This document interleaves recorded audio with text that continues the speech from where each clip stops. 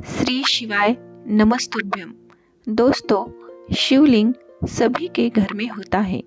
अगर शिवलिंग खंडित हो जाए तो शिवलिंग का पूजन कैसे करें, इसकी जानकारी परम पूज्य मिश्रा जी ने विस्तार से इस वीडियो में बताई है।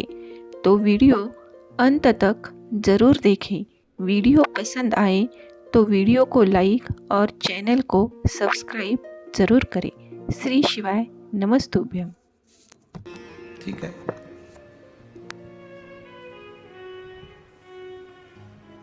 जब जिंदगी में तकलीफ आना होती है तब व्यक्ति शंकर भगवान की निंदा करना चालू कर देता है, या शिव पुराण की निंदा करना चालू कर देता है, या शंकर के भक्त की निंदा करना चालू कर देता है। सब समझ लेना, जब मुख से शंकर की निंदा हो रही हो, शिव पुराण की निंदा लोग कर रहे हो, जिसने करी, अब समझ लेना कि उसके जीवन का तकलीफ का समय प्रारंभ हो गया। अब उसकी जिंदगी में अब दुख सामने खड़ा,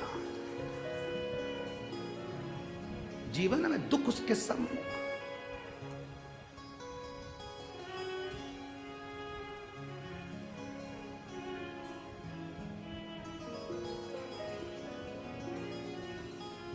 जैसे ट्रेन का सफर करने वाले को दरवाजे के पास की सीट मिलती है तो सबसे ज्यादा तकलीफ का सामना करना पड़ता है। जो जाए वो दरवाजा खोल के चले जाए, सर सर करके हवा आए। बोलो सही है कि गलत है? जो आए वहीं पर खड़ा हो जाए, धक्के दे। उसी तरह जैसे कि मकान जो बनते हैं, उस मकान में जो कॉर्नर का मकान होता है उसमें भी तकलीफें रहती है। ये नियम, जैसे हवा के प्रेशर पड़ता है दरवाजे पर, तो दरवाजे पर पड़ता है तो वहीं बैठे हुए व्यक्ति को तकलीफ भोगना।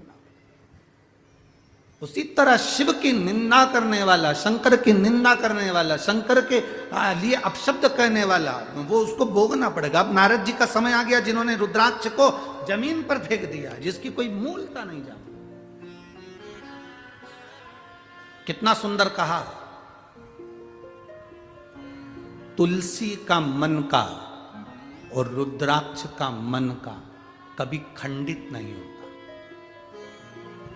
बहुत ध्यान देना। ऐसी उपयुक्त जानकारी के लिए वीडियो को लाइक और चैनल को सब्सक्राइब जरूर करें। के मन के से आप माला जपते हो, उसका मन का भी अगर टूट गया है तो उसको झोली में ही पड़े रहने दो, क्योंकि तुम्हारी माला जपते जपते जपते जपते वो मन का इतना राम में रम गया, इतना हरि विठल में रम गया, इतना शिव में रम गया कि वो मन का सिद्ध हो गया।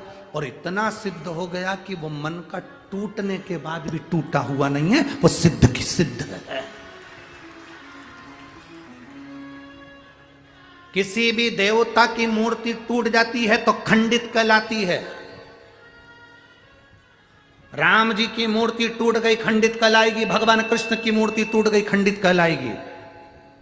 दत्त की मूर्ति टूट गई, खंडित कहलाएगी। जिस देवता की मूर्ति है जरा सी भी टूट गई तो खंडित कहलाती है। पर केवल एक शंकर जी का शिवलिंग ऐसा होता है जो टूट भी जाता है तो खंडित नहीं कहलाता, अखंड कहलाता है। तुम्हारे घर में अगर शंकर का शिवलिंग है, वो टूट भी गया, आप सीहोर का कंकर उठा कर लिया, उसके टुकड़े टुकड़े हो गए। आप शंकर नर्मदा का कंकर उठा के लिया, उसके टुकड़े टुकड़े हो गए। तुम्हारे घर में जो शिवलिंग है वो टूट गया, खंडित हो गया, वो खंडित नहीं माना जा सकता, उसको खंडित नहीं कह सकते।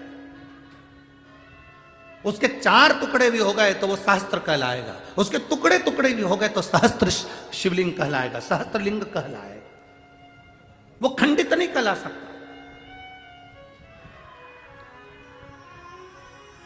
हमसे लोग बात कहते हैं, गुरुजी हमारे गांव में एक बहुत पुराना शिवलिंग है, वो खंडित हो गया, तो वो शिवलिंग का हम क्या करें? हमने कहा फोटो भेजो जरा शिवलिंग का।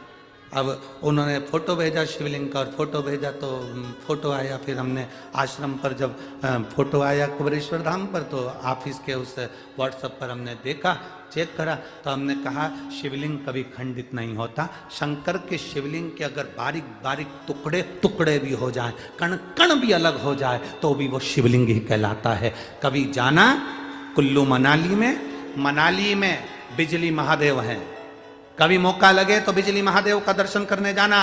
आसमान में जो बिजली चमकती है वो बिजली महादेव पर गिरती है, उसका नाम बिजली महादेव है। बिजली महादेव पर गिरती है तो महादेव के शिवलिंग के टुकड़े टुकड़े हो जाते हैं, इतने टुकड़े होते हैं कि उसको बारीक बारीक टुकड़ों को वापिस जोड़ना पड़ता है। शिवलिंग के टुकड़े टुकड़े हो जाते हैं, बिजली महादेव पर बिजली गिरती है, टुकड़े टुकड़े हो जाते हैं। जब टुकड़े टुकड़े हो गए तब एक परिवार में, उसके परिवार में कोई विकलांग है, वो विकलांग ऊपर जाता है, उसके घर में कोई ना कोई विकलांग जरूर होता है, वो सब दूर से माखन मंगकर ऊपर जाता है, बिजली महादेव के टुकड़े टुकड़े इकट्ठे करता है, मक्खन से उसको जोड़ देता है, जोड़कर 1 लोटा जल समर्पित करता है, फिर हाथी के पांव से भी तुड़वाओ तो वो महादेव नहीं टूटते हैं, उसको बिजली महादेव कहते हैं। बिजली महादेव जिनके टुकड़े टुकड़े होकर जुड़ जाते हैं। शंकर भगवान कभी खंडित नहीं होते, कभी खंडित नहीं है, अखंड है, अखंड।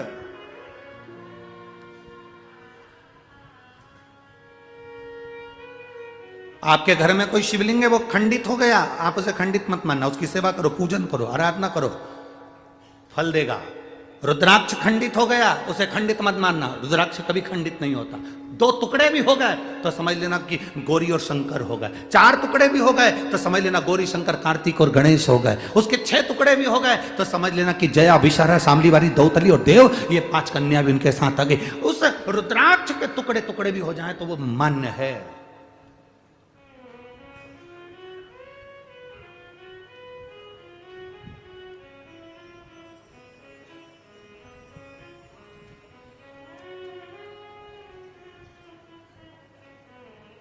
सीहोर में कुबेरेश्वर धाम पर जो रुद्राक्ष मिलता है उसमें अगर थोड़ा सा भी रुद्राक्ष, कई माताएं कहती है ये खंडित है। अब उनको समझाने वाला कौन समझाए, ये तो खंडित है, भैया हमको दूसरा दे दो।